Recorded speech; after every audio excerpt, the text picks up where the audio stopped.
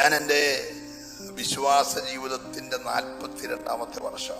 42 വർഷങ്ങൾക്ക് പുറകിലുള്ള എൻ്റെ ഒരു ചരിത്രമുണ്ട്. അന്ന് ഞാൻ പിശാചിന്റെ മകനാണ്.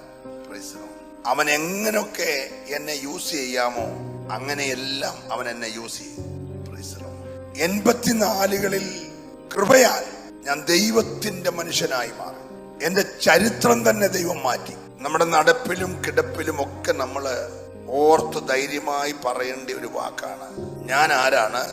ഞാൻ ദൈവത്തിന്റെ മനുഷ്യനാണ്, ദൈവത്തിന്റെ മനുഷ്യൻ, ദൈവത്തിന്റെ മകനാണ്. ലോകത്തിലെ ഏറ്റവും വലിയ പദവി ഒരു മനുഷ്യന് ലഭിക്കാവുന്നതിലെ ഏറ്റവും വലിയ പദവി പ്രസിഡന്റോ സൂപ്രണ്ടോ ഡയറക്ടറോ ഒന്നുമല്ല. ഏറ്റവും വലിയ പദവി ദൈവത്തിന്റെ മനുഷ്യനായി തീരുക എന്നുള്ളതാണ്. ഹല്ലേലൂയ.